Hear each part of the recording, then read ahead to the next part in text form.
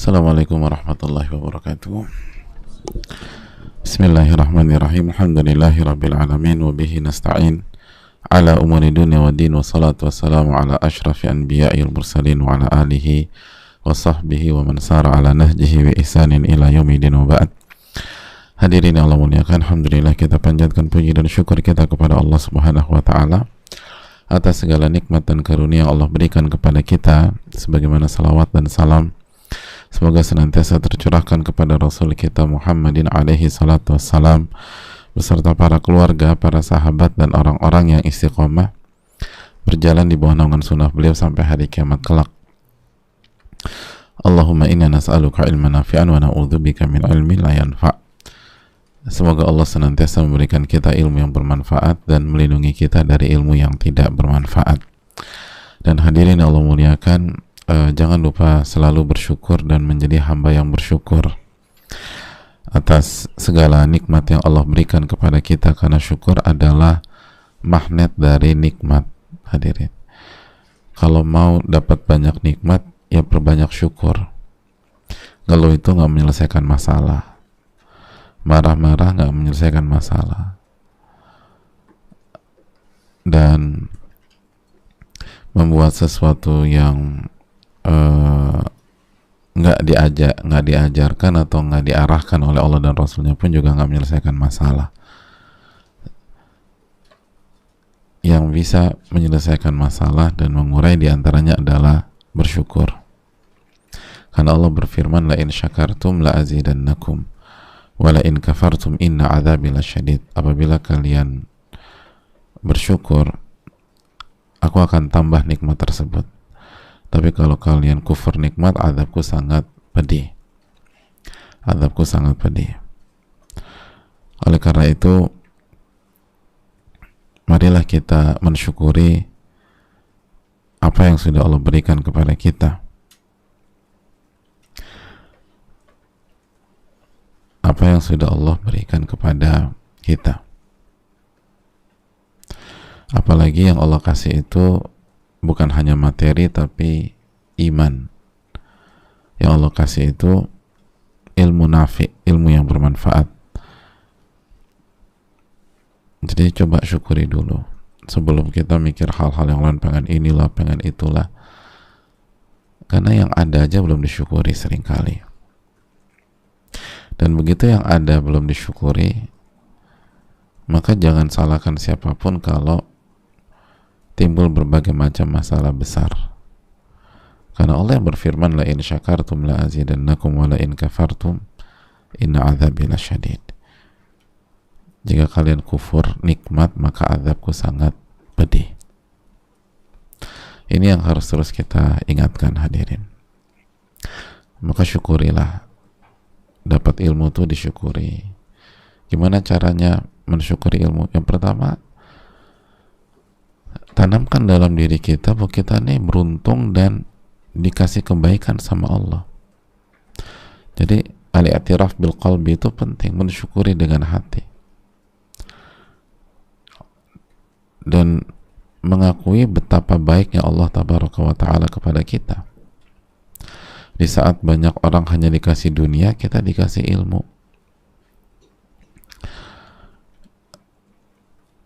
Dan hati itu harus tambah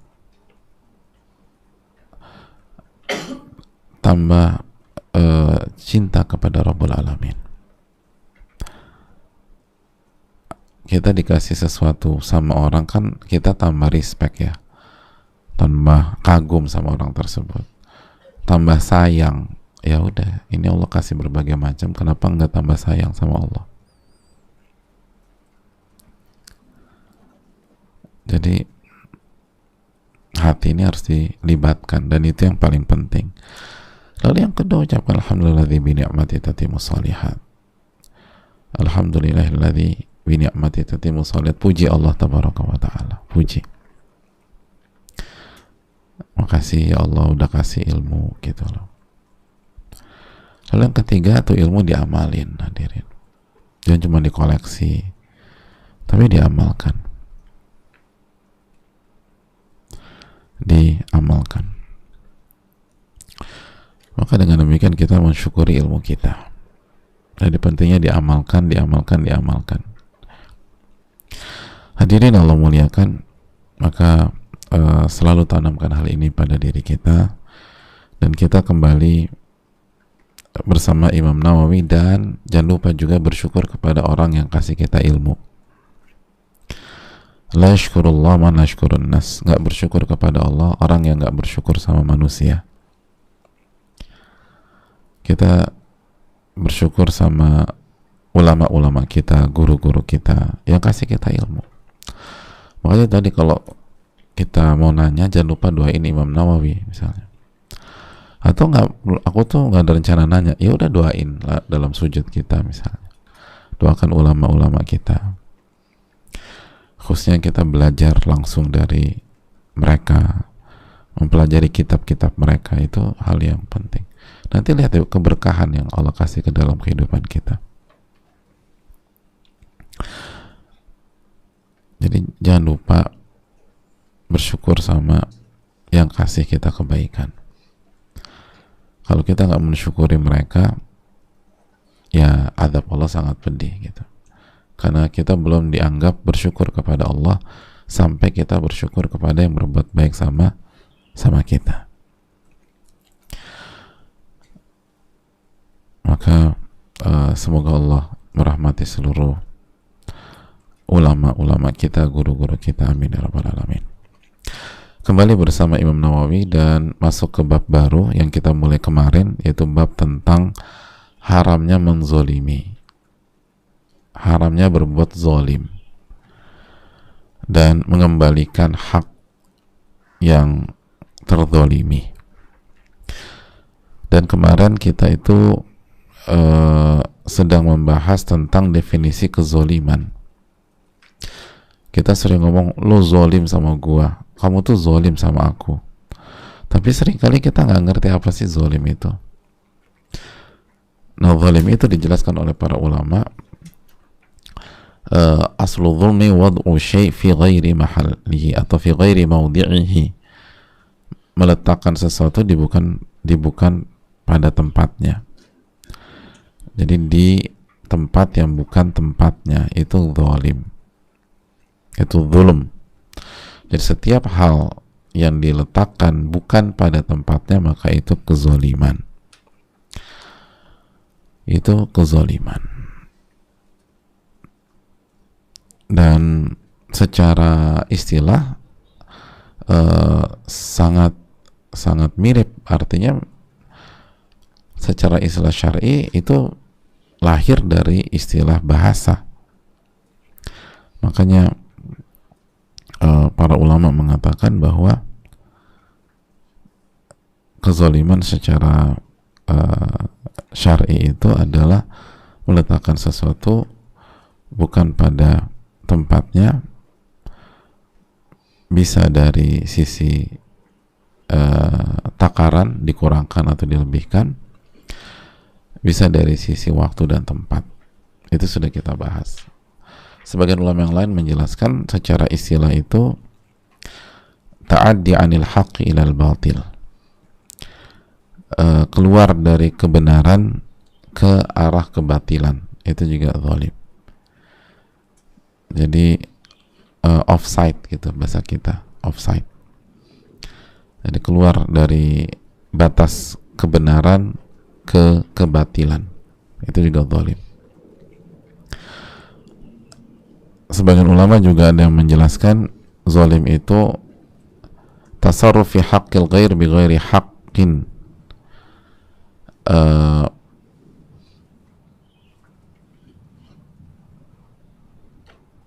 melakukan sesuatu terhadap hak pihak lain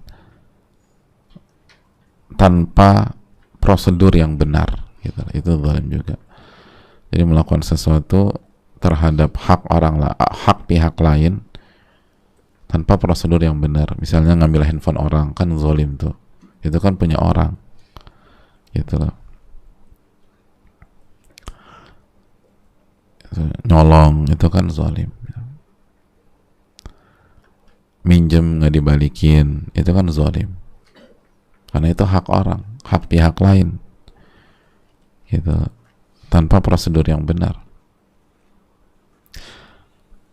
Atau zalim juga mujawazatul haqqi, melewati batas kebenaran, offside tadi, offside itu bisa dikatakan zalim. Itulah kira-kira tentang kezaliman. Jadi zalim itu luas ya, bukan hanya masalah uang aja, bukan masalah barang aja, atau bukan hanya tentang kehormatan, tapi semua yang melampaui batas kebenaran itu dinamakan zalim. Lalu kemarin kita udah bahas juga jamaah bahwa zalim itu kata para ulama berkaitan dengan dua hak. Yang pertama hak Allah. Kita nggak boleh menzalimi hak Allah. Kita nggak boleh menzalimi hak Allah. Jadi sekali lagi, hak Allah itu tidak boleh dilanggar. Dan kalau kita langgar, zalim kita. Walaupun kita baik sama semua orang, baik sama semua orang, baik sama teman, sahabat, rekan kerja, kakak, adik, orang tua, saudara, sepupu, besanan, ipar, kok semua baik, tapi cuman dia nggak mau sholat aja. Nah itu zalim kata para ulama. Kenapa? Karena itu hak Allah. Apalagi kalau dia melakukan kesyirikan. Inna syirka la dzulmun azim. Sesungguhnya kesyirikan adalah la dzulmun azim, zalim yang paling besar, dalam surat Luqman ayat 13. Jadi jangan hanya menganggap zalim itu ke manusia, itu nggak fair. Kecuali kita nggak percaya Tuhan, itu kotaknya beda lagi. Tapi kalau kita yakin bahwa kita ini hambanya Allah, Allah tuh ada, lo masa dilupakan Allah kita ini, hadirin? Yang penting kan gue nggak ganggu siapapun, iya, tapi Mas ini nggak menunaikan hak Allah, gitu lah. Makanya kita udah bilang, ada pegawai baik ke semua lingkungan kantor, kecuali bosnya. Kira-kira masalah nggak ada di situ? Masalah. Umurnya nggak panjang tuh orang di kantor tersebut. Padahal baik sama semua orang, kecuali satu orang, bosnya, itu dia masalah. Ribut sama bosnya, zolim sama bosnya, ya nggak panjang lah umurnya. Walaupun baik sama semua pihak, nah sama ya apalagi hamba dengan Robnya gitu loh.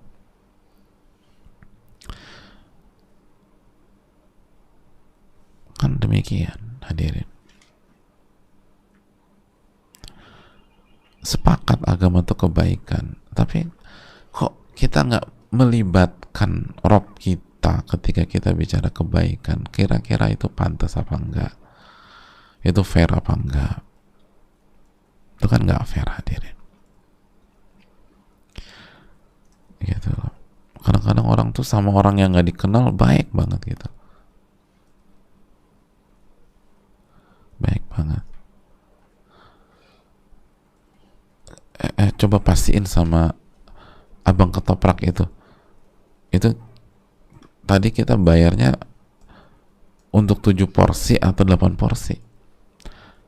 Aku khawatir kita baru bayar 7 porsi, padahal kita pesannya 8 porsi. Coba tanya, ya abang ketopraknya udah jalan, kejar gitu loh. Dikejar, bang tadi berapa bang? Oh 8 mas, 8 mbak, 8 bener, iya, alhamdulillah. Laporlah ke ininya, bu 8, alhamdulillah 8. Itu jaga banget, dan itu bagus banget, itu masya Allah lah. Nah tapi kok mbak kalau keluar rumah kok nggak pakai hijab ya mbak?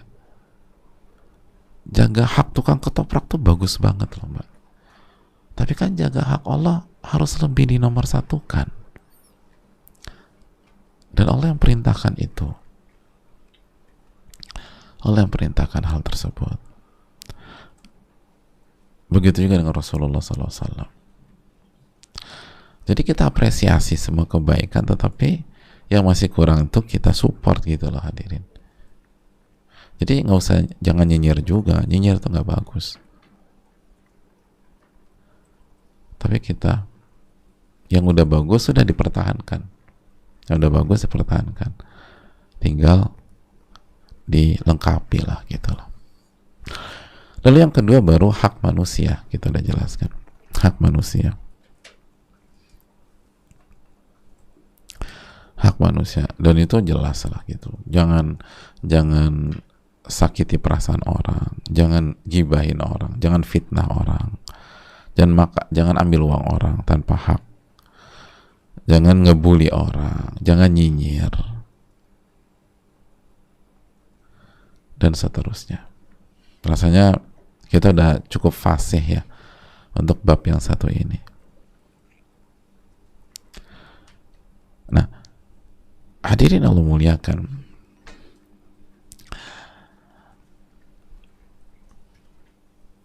poin kita pada pagi hari ini, biiznillah, ulama kita mengatakan bahwa zalim terhadap hak Allah, zalim terhadap hak Allah, dan zalim terhadap hak manusia atau hak orang lain, itu hakikatnya, ini perlu direnungkan baik-baik, hakikatnya itu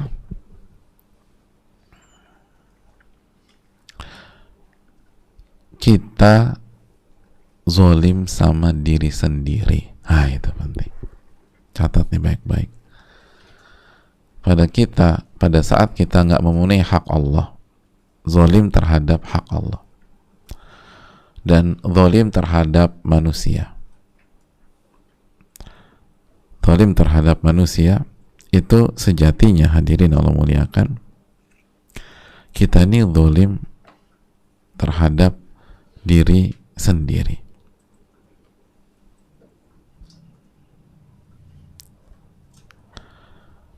Camkan ini baik-baik, masukin ke lubuk hati kita yang paling dalam.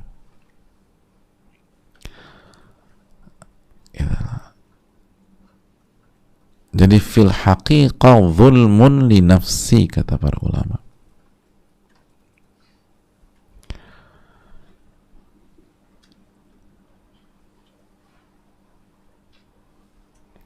Hakikatnya dia zolimin dirinya sendiri. Dia zolimin dirinya sendiri. Dia zolimin dirinya sendiri. Makanya apa kata Allah dalam surat Fatir ayat 32, faminhum zalimun li nafsihi. Itulah.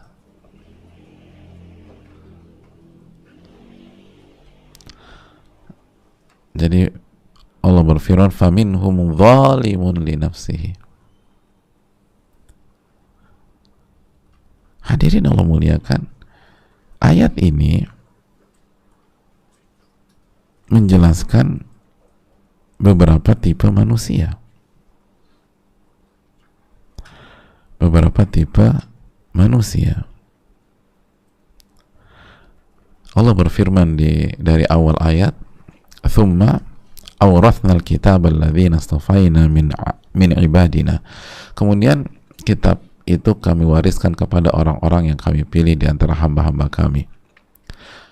Faminhum, nah diantara mereka zalimun li nafsihi, dia tuh zolimin diri sendiri. Atau diantara mereka ada yang menzolimi diri mereka sendiri. Wa minhum muqtasidun, dan diantara mereka ada yang muqtasid itu apa ya, pertengahan, minimalis ya, mungkin lebih enak ya. Jadi ada yang mazhabnya minimalis. Apa mazhab minimalis? Ngerjain yang wajib-wajib aja. Pokoknya minimum aku selamatlah dari neraka, udah gitu aja. Gimana cara? Udah aku ngerjain yang wajib-wajib lah. Yang sunnah kayaknya belum makomku, nah gitu. Atau ya sih aku nih banyak lalai yang sunnah. Pokoknya yang wajib-wajib aja. Muqtasid, minimalis. Wa minhum sabiqun bil khairat. Nah, ini yang paling tinggi. Di antara mereka itu ada orang yang tipikalnya berlomba-lomba dalam kebajikan. Biiznillah, dengan izin Allah. Dzalika huwal fadlul kabir. Itulah karunia yang sangat besar. Jadi ada tipe manusia. Yang pertama itu tadi, zalimun li nafsi. Zalimun nafsi itu orang yang mengerjakan maksiat. Yang kedua, muqtasid, minimalis. Yang pokoknya nggak maksiat, tapi juga nggak spesial gitu loh. Jadi dia nggak ngerjain maksiat kemungkinan, tapi spesial enggak, gitu lah. Yang dia nggak spesial, mungkin dia nggak puasa sunnah, dia nggak sholat sunnah, tapi dia nggak sholat tuh wajib. Sebagaimana ada seorang bertanya kepada Nabi SAW kan, ya hanya ngerjain yang wajib aja, dan itu bisa, tapi nggak spesial dan rentan juga gitu loh. Kayaknya aku ini aja deh Ustaz. Bisa dipertimbangkan sih, tapi kalau misalnya kurang gimana? Ternyata dosa kita lebih banyak gitu loh. Dan juga kalau yang wajib kita khusyuk gitu loh. Kalau yang wajib kita maksimal. Karena fungsinya yang sunnah itu kan menyempurnakan kekurangan-kekurangan saat kita mengerjakan ibadah wajib gitu loh. Jadi ini resikonya cukup besar, muqtasid, minimalis. Yang ketiga, nah ini sabiqun bil khairat, semangat mengerjakan kebajikan. Di antara tafsirnya nggak hanya yang wajib, tapi yang sunnah juga dikerjakan. Yang sunnah juga dikerjakan. Nah, poinnya adalah hadirin, Allah Subhanahu wa taala menjelaskan bahwa orang-orang yang bermaksiat, yang ngambil atau yang tidak menunaikan hak Allah, yang tidak menunaikan hak manusia, itu dilabeli zalimun li nafsihi. Nah, itu dia menzalimi dirinya sendiri. Dari sini kita bisa menarik pelajaran besar bahwa tidak menunaikan hak Allah, tidak menunaikan hak manusia, maka dia menzolimi dirinya sendiri. Nah, ini menzolimi dirinya sendiri. Makanya dalam ayat yang lain, apa kata Allah dalam surat Al-Baqarah, wa ma zalamuna, mereka itu enggak menzolimi diri, walakin kanu anfusahum yadhlimun. Itu wa ma zalamuna, dalam surat Al-Baqarah 53 ya hadirin, 50 berapa?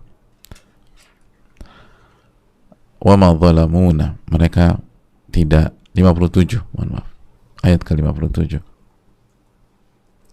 Wa ma zalamuna, mereka tidak menzalimi kami, kata Allah, namun mereka menzalimi diri mereka sendiri. Al-Baqarah 57. Itu. Jadi nggak ada yang, mana ada orang bisa zalimin Allah? Nggak bisa. Ketika kita nggak menjalankan perintah Allah, Allah nggak terzalimi. Mana ada Allah terzalimi? Allah Al-Qahhar, Allah Al-Jabbar, Allah Al-Mutakabbir. Kita yang zalimin diri kita. Jadi begitu kita nggak mentauhidkan Allah, kita zalimin diri sendiri. Makanya kan, inna syirka la zulmun azim, ini kezaliman. Tapi pada akhirnya dia zalimin dirinya sendiri.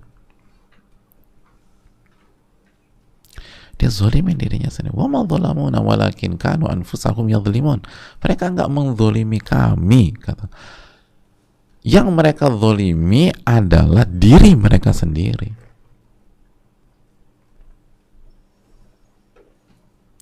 Bahkan Allah menggunakan gaya bahasa balaghah yang tinggi dalam ayat ini. Walakin kanu anfusahum yadhlimun. Menggunakan konsep takdim ma haqquhu ta'khir. Nah, ini. Takdim ma haqquhu ta'khir. Walakin kanu anfusahum gitu. Udah belajar belum Hari? Takdim hakku ta'khir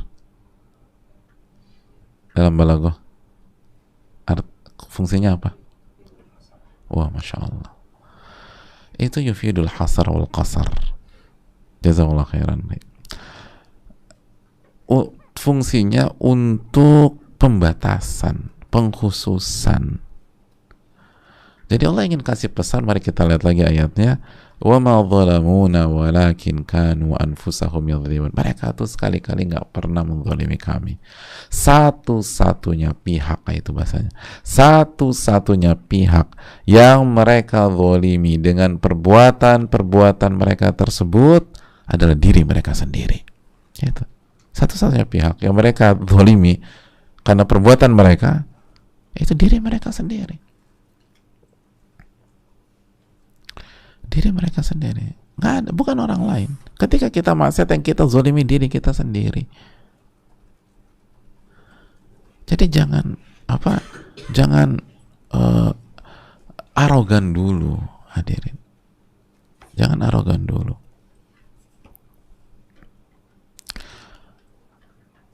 Jangan arogan dulu. Itu yang harus kita camkan saat kita tidak menunaikan hak Allah dan hak manusia. Itu sama saja menzalimi diri kita. Begitu juga hadirin sekalian, hak manusia. Hak manusia. Anak yang tidak memberikan hak orang tuanya, itu zalimin dirinya sendiri. Kita durhaka sama orang tua, itu zalimin diri kita sendiri. Aku belum bisa memaafkan papa, Pak Ustadz. Ya udah, berarti Anda zalimin diri Anda sendiri. Hidup Anda berantakan nanti. Orang tua mana yang gak berdosa, jamaah? Nanti kamu jadi orang tua juga, dan juga berdosa juga. Emangnya kalau kamu jadi orang tua, kamu jadi malaikat, apa? Kan kamu itu. Tapi kesalahan papa banyak. Emang nanti kamu jadi orang tua, salahnya 1, 2, 3 kesalahan. Dan berantakan nanti. Aku belum bisa maafkan mama. Ya udah, nggak, ya itu urusan Anda, tapi Anda akan zalim sama diri Anda sendiri, berantakan hidup Anda. Itu zalimin diri sendiri.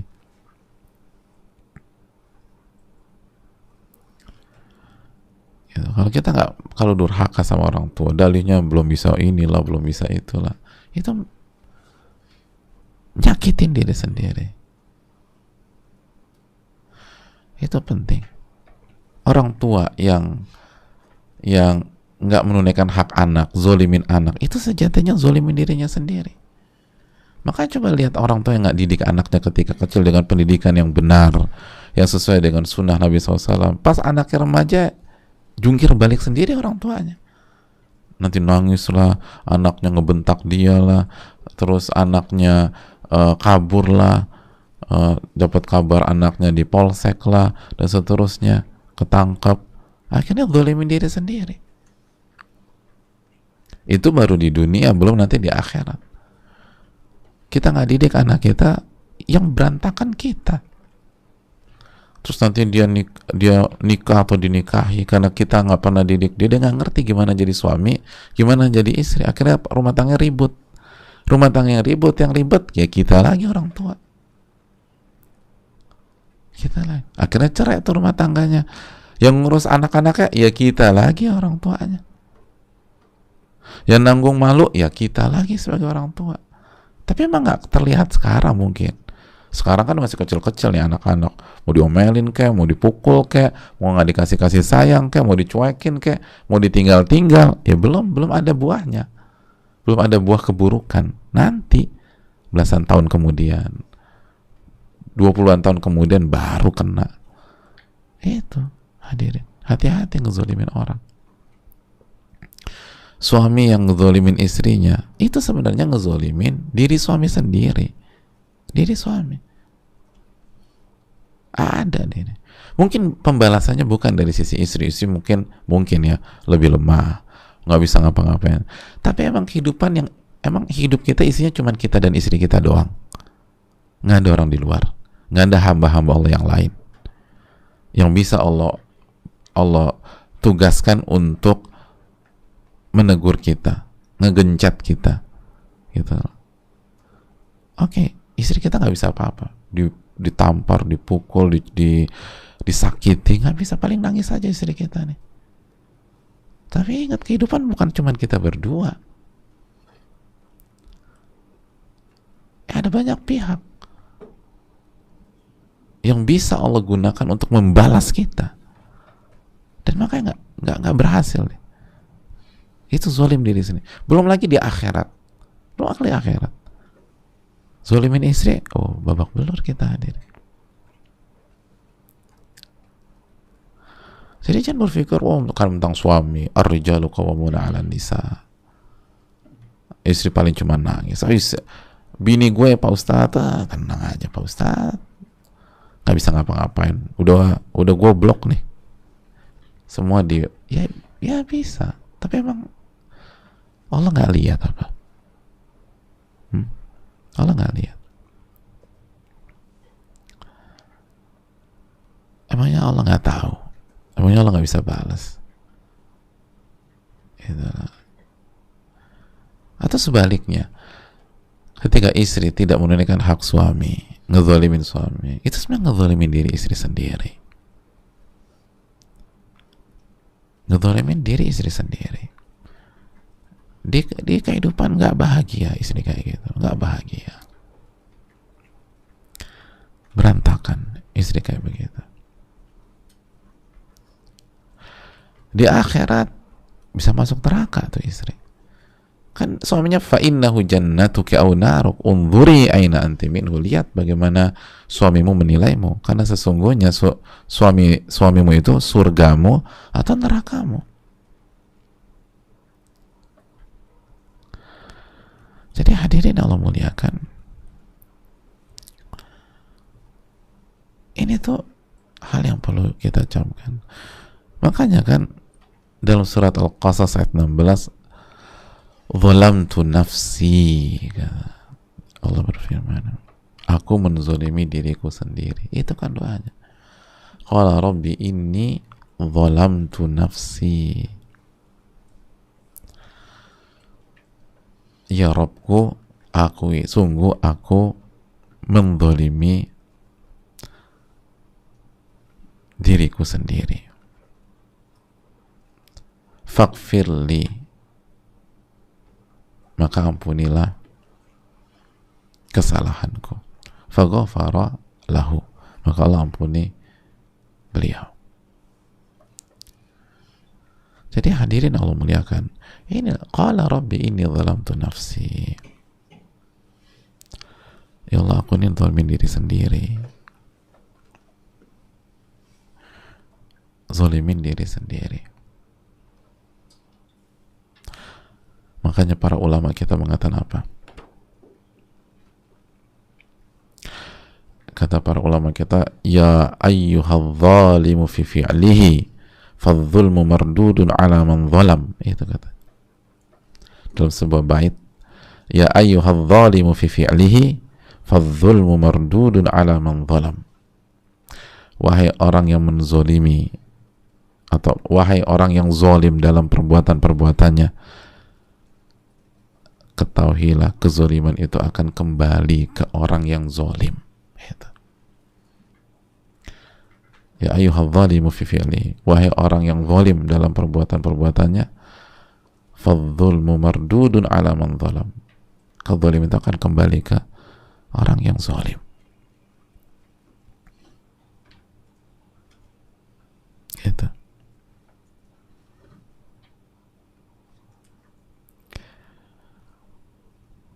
Sebagian ahli hikmah juga mengatakan, la tadlimanna idza ma kunta muqtadira fadh-dhulmu akhiruhu ya'tika bin nadami.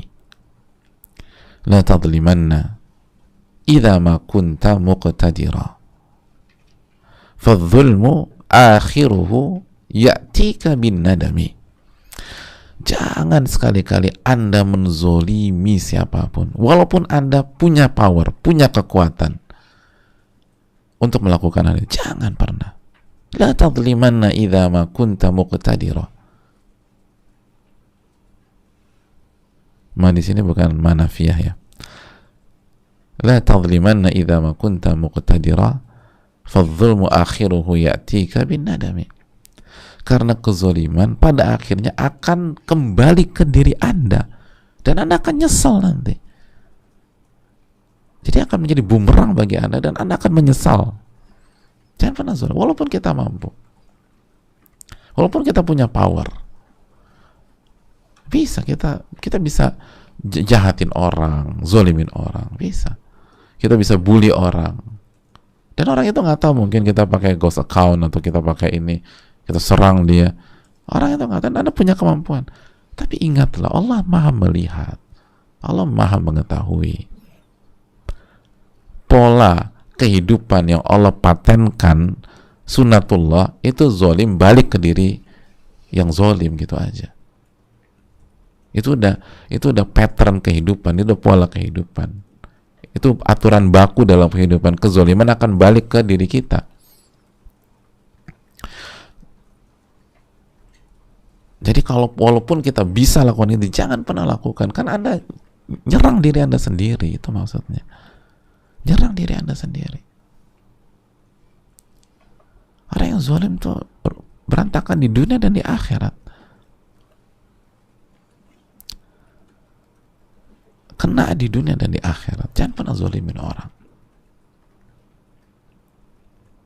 Itu hadirin.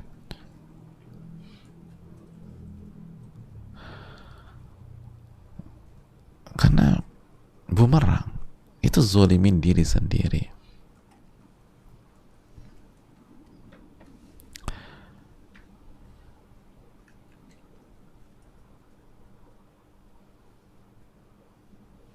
Bahkan sebagian menyatakan isbir ala dhulmi wa la tantasir fadh-dhulmu mardudun ala dhalimi.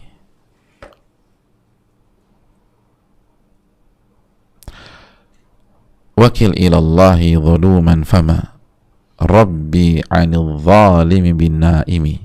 Itu kata isbir ala dhulmi wa la tantasir fadh-dhulmu mardudun 'ala dhalimi. Wakil ilallahi dhuluman fama rabbi 'anil zalimi bin naimi. Sabarlah terhadap kezaliman yang menimpa Anda, dan Anda tidak perlu ribet untuk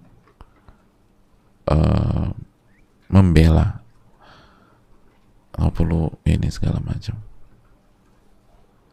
Wala tantasir, nggak perlu bela, nggak perlu maksain bela gitu. Ini tentu saja ada perincian ya, tapi lihat dari satu sisi yang ingin disampaikan penulis atau yang menyampaikan bait ini. Jadi nggak usah terlalu ribet ngebela. Fadhulmu mardudun ala dhalim, karena kezaliman itu akan balik ke pelakunya, akan balik. Jadi nggak usah maksain balas dendam gitu loh, atau ngelawan. Itu sebelum anda balas dendam pun kezaliman itu akan balik ke pelakunya gitu. Wakil ilallahi zaluman fama. Dan orang-orang zalim itu dikembalikan aja kepada Allah. Kita berharap pertolongan Allah. Fama Rabbi 'anil zalimi binaimi. Karena Rabbku tuh nggak tidur ketika orang zalim itu beraksi, gitu aja. Rabb kita ini nggak tidur ketika kita dizalimi. Rabb kita ini nggak tidur ketika kita disakiti.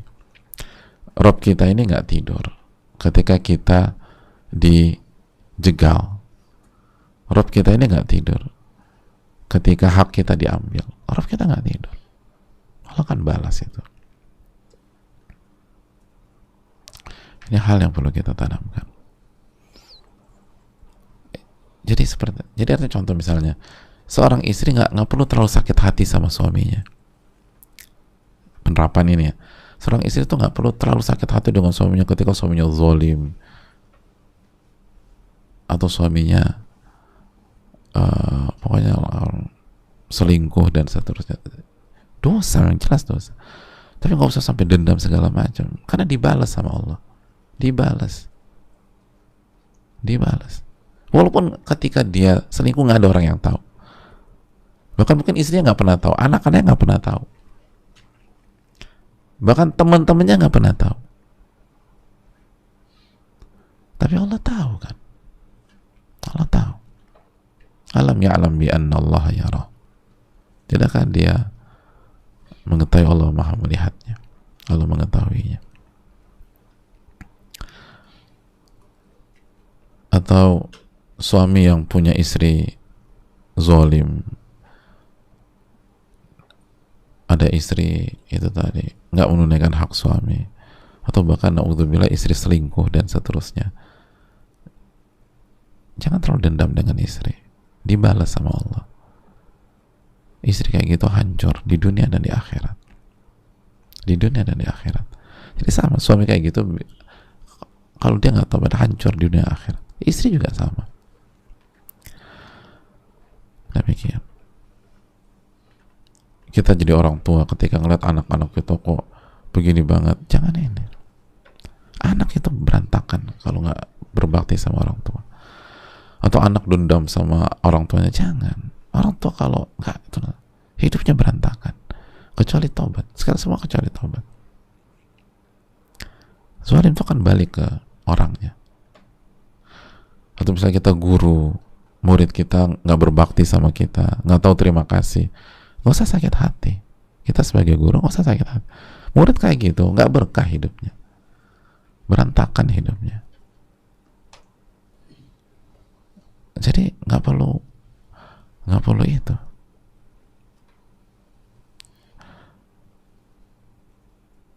Tetap tenang aja. Kehidupan ini bukan punya kita, hadirin. Kehidupan ini punya Allah Al-Qahhar, ala kulli syai'in qadir. Itu harus kita yakini. Dan orang yang zalim itu, dia melakukan kezaliman di bumi Allah Subhanahu wa ta'ala. Nggak ada under the radar tuh, nggak ada. Semuanya dilihat, semua diketahui. Jadi nggak akan berhasil, nggak akan berhasil. Maka itu tadi kan, nggak ada gunanya misalnya kita berbohong, kita berkelit, nggak ada gunanya. Kita zolimin orang, berantakan hidup kita. Karena Allah maha melihat. Rabbi 'anil zalimi binaimi. Allah nggak tidur ketika orang yang zalim itu beraksi. Mungkin yang lain nggak tahu, tapi Allah tahu.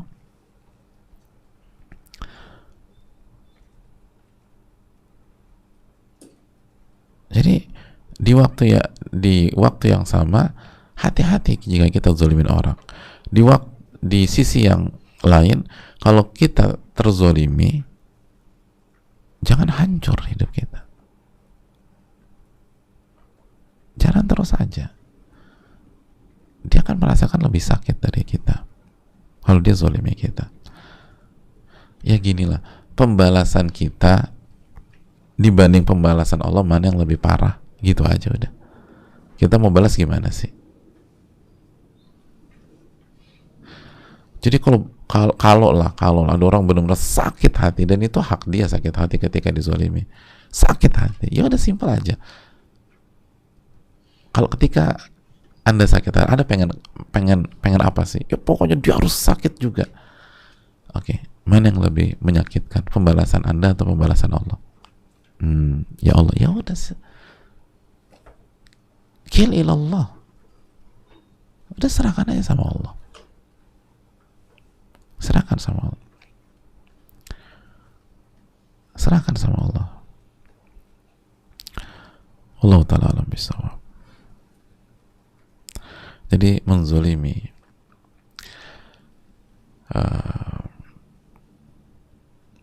orang lain itu sebenarnya menzolimi diri sendiri. Menzolimi diri sendiri. Apalagi berusaha menzolimi hak Allah, lebih parah lagi itu. Ini nggak boleh kita lupakan, hadirin. Makanya terakhir Allah berfirman dalam surat Al-Isra ayat 7, in ahsantum li anfusikum Wa in asa'tum falaha. In ahsantum, Al-Isra 7. Jika kalian berbuat baik, maka sejatinya kalian berbuat baik untuk diri kalian sendiri. Wa in asa'tum falaha, dan kalau kalian berbuat buruk, maka sejatinya kalian berbuat buruk pada diri kalian sendiri. Kayak itu poin. Jadi seringkali kita lupa. Seringkali kita lupa. Bahwa perbuatan zalim itu sebenarnya nyerang diri kita, ngancurin diri kita sendiri di dunia dan di akhirat. Dan zalim itu salah satu dosa yang hukumannya disegerakan di dunia sebelum di akhirat. Di dunia sebelum di akhirat. Gitu. Jadi jangan main-main dengan inilah. Dan yang bisa menjaga kita dari kezolim, yang bisa menjaga kita dari kezoliman, baik kita sebagai pelaku maupun kita sebagai korban, tidak lain tidak bukan apa? Iman dan tauhid kita kepada Allah. Itu tadi. Makanya tadi, kalaupun Anda bisa zolimin orang, jangan lakukan. Jangan lakukan. Karena Anda tuh bukan yang paling kuat di alam semesta. Mungkin kita lebih kuat dari si A, si B, lebih kuat daripada istri kita, lebih kuat daripada anak-anak, lebih kuat dari mertua. Mungkin ada menantu yang sangat dominan dan mertuanya kalah, dan kita bisa zolimi semua orang itu. Tapi kan yang maha berkuasa Allah. Allah lihat perbuatan kita, selesai kita hadirin. Dan ingat, pembalasan tidak harus dari korban kita. Gak harus. Dunia ini terlalu kompleks untuk dipikir sesimpel itu gitu loh. Terlalu kompleks. Hamba Allah tuh terlalu banyak. Terlalu banyak. Dan ada banyak hamba Allah yang bisa negur kita, bisa kasih pelajaran buat kita. Gara-gara apa? Karena gara kita kezolimin si A, zolimin si B, zolimin si C. Itu poin. Jangan sekali-kali, jangan coba-coba. Dan kalaupun sebaliknya kita jadi korban, jangan terpukul terlalu dalam lah. Allah nggak tidur, Allah balas. Kezaliman itu balik ke orangnya, di dunia maupun akhirat. Buat apa kita hidup dengan dendam, jamaah? Capek hidup kita. Buat apa kita hidup dengan sakit hati? Sengsara hidup kita.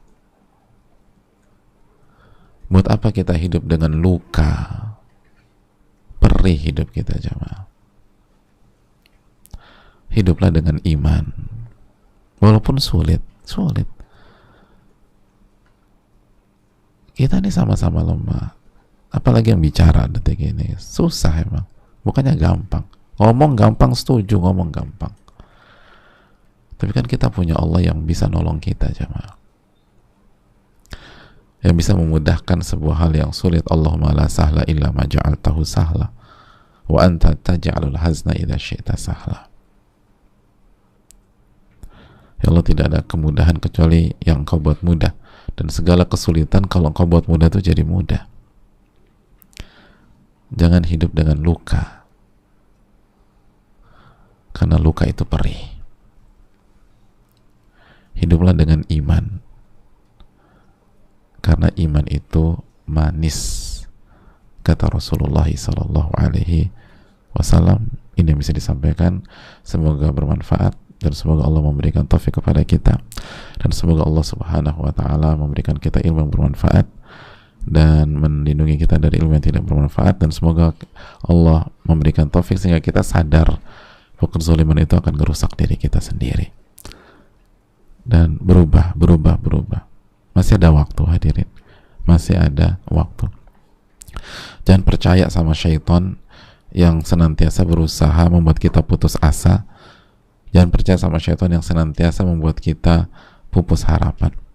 Subhanakallahumma wa bihamdika, la ilaha illa anta, astaghfiruka wa atubu ilaik. Assalamualaikum warahmatullahi wabarakatuh.